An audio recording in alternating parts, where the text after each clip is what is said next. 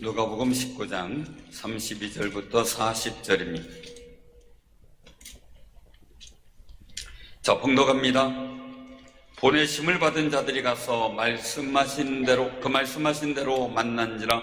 나귀 새끼를 볼 때에 그 임자들이 이르되 어찌하여 나귀 새끼를 보느냐. 대답하되 주께서 쓰시겠다 하고 그것을 예수께로 끌고 와서 자기들의 겉옷을 나귀 새끼 위에 걸쳐놓고 예수를 태우니, 가실 때에 그들이 자기의 겉옷을 길에 펴더라. 이미 감람산 내리막길에 가까이 오심에 제자의 온머리가 자기들이 본 바 모든 능한 일로 인하여 기뻐하며 큰 소리로 하나님을 찬양하여 이르되, 찬송하리로다 주의 이름으로 오시는 왕이여, 하늘에는 평화여 가장 높은 곳에는 영광이로다 하니, 무리 중 어떤 바리새인들이 말하되, 선생이여 당신의 제자들을 책망하소서 하거늘 대답하여 이르시되, 내가 너희에게 말하노니 만일 이 사람들이 침묵하면 돌돌이 소리 지르리라 하시니라. 아멘.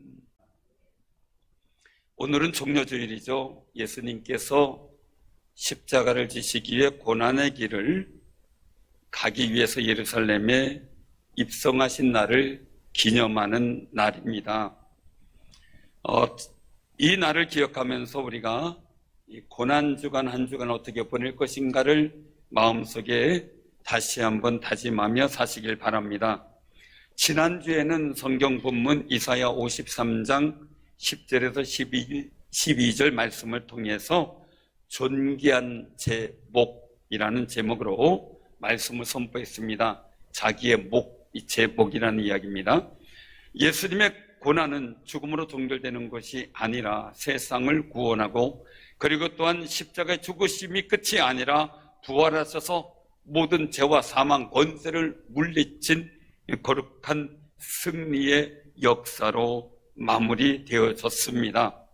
예수님께서는 우리의 죄를 사해주기에 보상으로 십자가에서 죽으신 겁니다. 우리의 속건 제물로 예수님께서 자기의 몫을 담당하시자, 하나님께서는 예수님을 존귀한 자로 하나님 보좌 우편에 앉으셨다라고 성경은 말씀하고 있습니다. 예수님께서 자기의 몫을 담당한 것은 중요한 의미가 있습니다. 첫째는 예수님 믿으면 사망을 이루는 죄가 다 예수님께 전가가 된다는 겁니다. 예수님이 담당하셨기 때문이죠. 두 번째, 예수님이 고난을 당하면서 하나님의 모든 법에 순종하신 것은 불순종한 우리의 죄로 인하여 생겨난 모든 결과를 무르기 위해서라는 거죠. 다 물러서 원위치로 복귀시키기 위함이었습니다. 세 번째 중요한 것은 죄인이 당할 대가나 고통을 예수님이 당하신 대속의 은혜가 있습니다. 그리고 마지막 네 번째는 죄와 사망의 권세로부터 완전한 해방과 구원을 얻게 하고, 천국의 기쁨과 주님께서 주시는 평강을 영원한 생명과 함께 소유하게 하셨습니다. 그것이 주님의 몫이었고 담당하셨고, 우리도 우리의 몫을 잘 감당하는 거룩한 승리자들이 되시기를 바랍니다. 오늘 본문에 예수님께서 나귀를 타고 입성하셔요. 제자들을 시켰죠. 마을 건너편에 가서 나귀와 나귀 새끼를 끌고 오라고 말이죠. 예루살렘 입성하기 위해서 한 거죠. 6월절 절기 준비로 많은 사람들이 붐비던 때였습니다. 마태복음 21장에 보면 많은 사람들이 겉옷에 길을 펴며 종려까지 나무를 흔들고 호산나 다윗의 자손이여 찬송하려다 주의 이름으로 오시는 이여 가장 높은 곳에서 호산나 하고 외칩니다. 호산나는 도우소서, 우리를 구원하소서라는 뜻입니다. 그들이 겉옷을 편 것은 왕에 대한 존경의 표시입니다. 나뭇가지를 베어 길에 편 것은 레위기 23장 40절에 밝히는 대로 초막절의 자유와 승리와 기쁨의 표시로 나뭇가지를 취한 것을 의미합니다. 애굽에서 탈출해서 이제 광야에서 장막 속에 거했던 그 날들을 기념하는 절기입니다. 나귀 타신 예수님이 지나가시는 길에 모두가 큰 소리로 찬송하리로다 주의 이름으로 오시는 왕이요 하늘에는 평화의 가장 높은 곳에는 영광이로다 라고 외칩니다. 군중들은 온성이 떠들썩할 정도로 환호성을 칩니다. 이것이 하늘의 몫이었습니다. 하나님께 영광 돌리는 것 말입니다. 근데 바리새인들은 달랐습니다. 선생이요, 당신의 제자를 책망하소서라고 말합니다.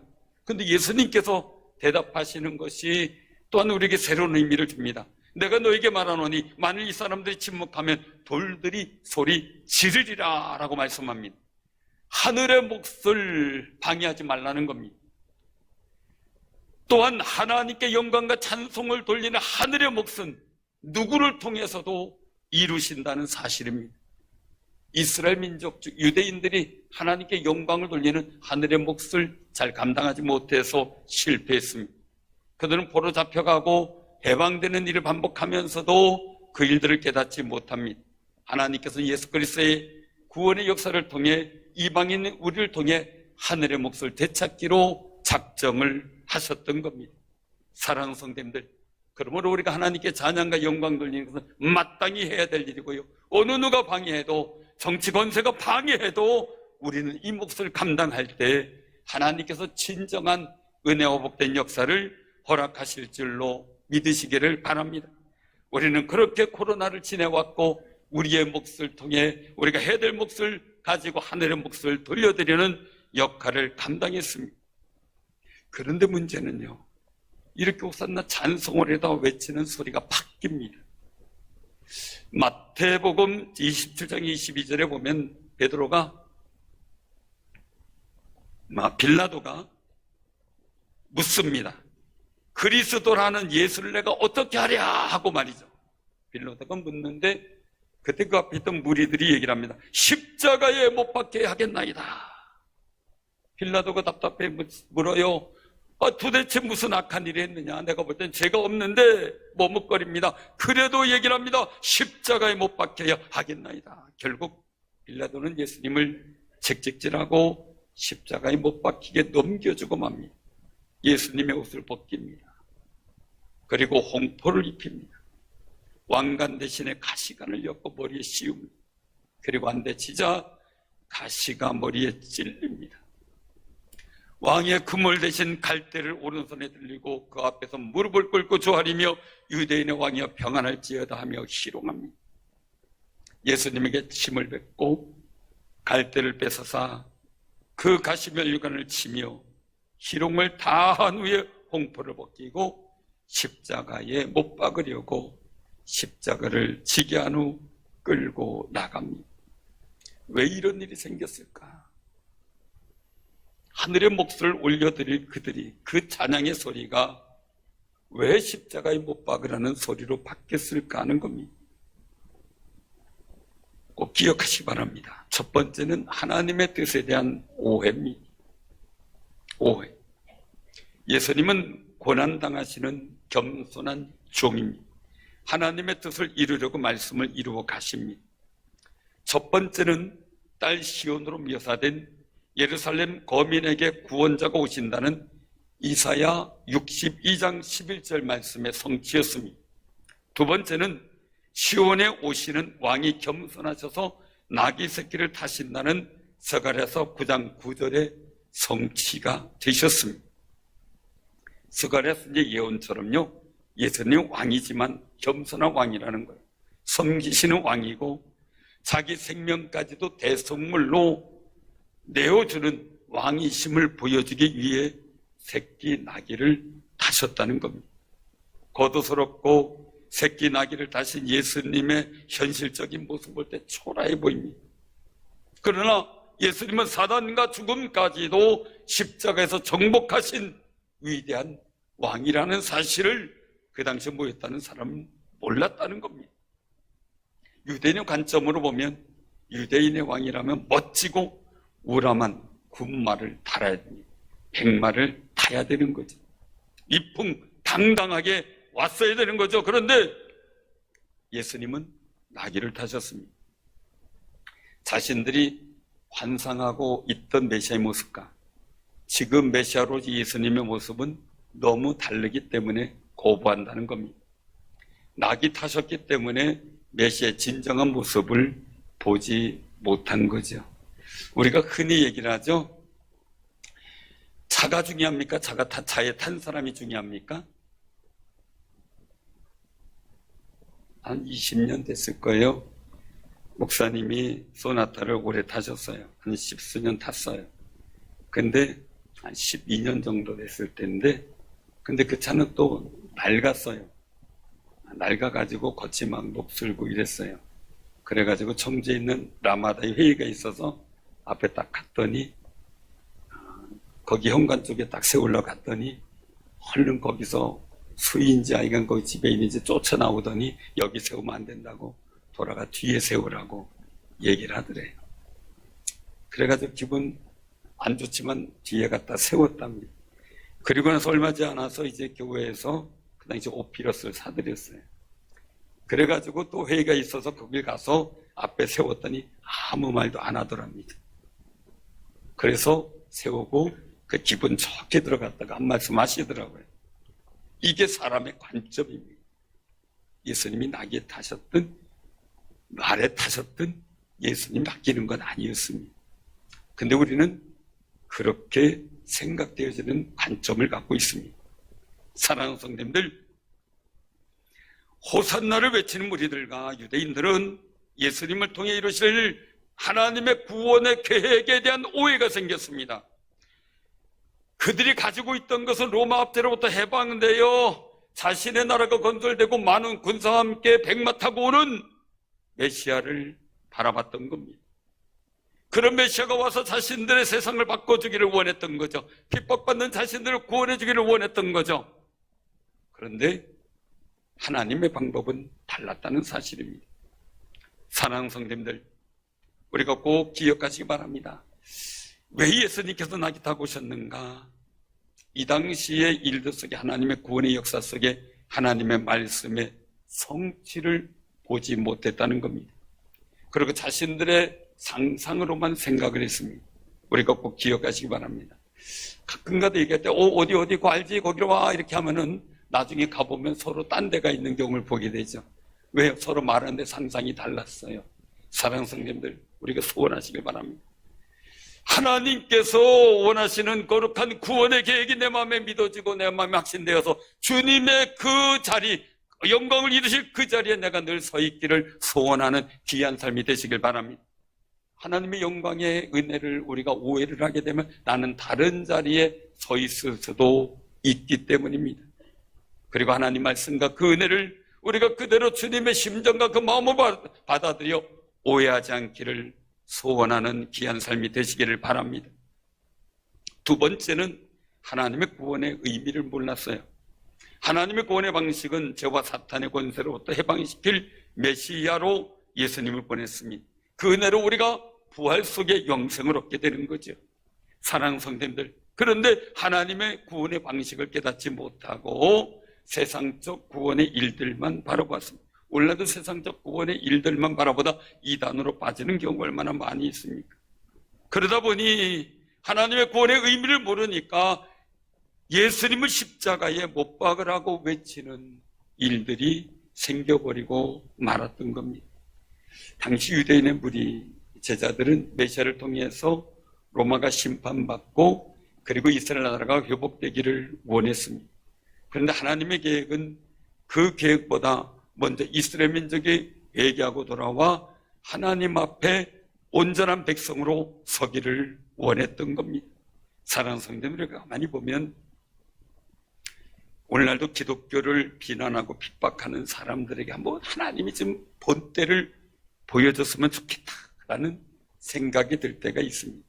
너무 힘들고 어려울 때 하나님 저런 악한 사람들을 그냥 버려두십니까? 탄원할 때도 있습니다. 우리가 믿는 사람들이 잘 되면 많은 사람들이 구원받고 하나님을 따를 거라는 생각도 하게 됩니다. 그런데 현실적으로 보면 의인이나 신앙생활 잘하는 사람들이 여러 가지 어려움을 겪게 되는 것을 보게 됩니다. 욥도 그랬고 야곱도 그랬고 요셉도 그랬고요. 다윗도 그랬습니다. 고난의 때가 있었습니다. 그래서 정말 이러는 게 나에게 맞는 건가요? 내가 신앙생활 제대로 하는 건가요? 내가 정말 하나님 제대로 믿고 있는 건가요? 꼭 이렇게 하셔야만 됩니까? 반문하며 탄원할 때도 있습니다. 사랑하는 성도님들, 지금도 우리가 개인적으로 겪고 있는 여러 가지 일들과 세상 사람들의 교회를 비방하고 조롱하는 이런 일들을 당할 때 우리는 속상합니다. 이런 시대에 우리는 조심해야 됩니다. 잘못하면 언론 프레이에 넘어가 십자가에 못 박으라고 소리치며 따라가는 사람이 될 수도 있기 때문입니다. 근데 가만히 하나님의 구원의 역사를 돌아보면요, 시간이 지난 다음에 하나님께서 왜 그렇게 하셨는지를 알게 된다는 사실입니다. 처음에는 몰라요. 다 지난 다음에 보면 하나님이 계획하신 퍼즐이 맞춰질 때, 아, 그러셨구나, 그래서 이러셨구나 하는 깨달음을 얻게 되죠. 하나님은 아브라함의 후손을 번성하게 하고 민족을 이루겠다고 약속을 하셨어요. 그러면서 굳이 이스마엘도 내보내라. 그리고 서자의 아들들은 또 이 구체의 아들들, 서자들은 또 동방으로 다 재산을 나눠서 보내게 만들고 딸랑 이삭만 남게 만들어요. 그 속에서 이삭이 크며 에서가 야곱을 낳죠. 그리고 야곱은 12아들을 낳게 되지만 그 중에 요셉은 형들에게 미움을 받고 인신매매 당해서 노예 상인에게 팔려지고 애굽에 가서 종살이를 하고 있습니다. 정말 많은 고생을 하면서 자수성가한 요셉은 결국 애굽의 총리가 되죠. 창세기 45장 7절에 보면 그렇게 말씀하세요. 요셉의 고백입니다. 하나님이 큰 구원으로 당신들의 생명을 보존하고 당신들의 후손을 세상에 두시려고 나를 당신들보다 먼저 보내셨습니다 라고 말입니다. 고생할 때는 형들에 대해서 얼굴도 안 보겠다고 할 수도 있어요. 만나면 내가 가만두겠다고 할 수도 있었을 겁니다. 그런데 모든 일을 다 지나고 자신이 하나님의 은혜 가운데 온전한 자리에 섰을 때 그가 하나님의 퍼즐을 보니 나를 먼저 보내신 하나님, 그리고 형제와 아버지의 가족들을 구원하시기 위한 하나님의 계획이 믿어진 겁니다. 사랑하는 성도님들, 하나님의 구원의 방법은 우리가 상상할 수 없을 만큼 높고 깊고 넓습니다. 그러므로 그 하나님의 거룩한 뜻을 바라보며 예수님을 따라가는 일에 집중하는 아름다운 성도들이 되시길 바랍니다. 또한 우리가 마땅히 하늘의 몫을 올려드리기 위해 주님처럼 십자가 질 일이 있다 하더라도 그것을 기쁨으로 질 수 있는 아름다운 용기가 있기를 바랍니다. 사실 하나님의 구원의 계획과 우리 현실과는 괴리감, 사이가 너무 멀 수가 있어요. 우리의 상상의 방법대로 안 되는 경우도 참 많아요. 그러나 가장 좋은 것은 모든 것을 합력하여 선을 이루시는 하나님의 계획이 있다는 사실을 믿으시기를 바랍니다. 그래서 내 환상대로, 내 생각대로, 계획대로 안 된다고 함부로 노하거나 분노하거나 낙심하지 마시길 바랍니다. 그럴 때일수록 하늘의 영광을 받기를 원하시는 하나님의 몫을, 즉 하늘의 몫을 올려드리는 집중하는 아름다운 삶이 되시기를 바랍니다. 그러면 시간이 지난 후 환상과 하나님께서 주시는 거룩한 은혜의 역사의 퍼즐이 하나님의 말씀대로 이루어지고 있는 아름다운 퍼즐이 맞춰지게 될 겁니다. 사랑하는 성도님들, 꼭 기억하시기 바랍니다. 첫 번째는 하나님의 뜻에 대한 오해가 없도록 기도하시길 바랍니다. 두 번째는 하나님의 구원의 의미를 잘 깨닫도록 지혜를 구하시는 아름답고 귀한 성도님들이 되셔서 정말 우리가 주님과 함께 가는 그 길 속에서 하나님의 구원의 퍼즐이 맞춰져 가는 하나님의 몫을, 하늘의 몫을 찾아드리는 귀한 승리자들이 되기를 주님의 이름으로 축원합니다.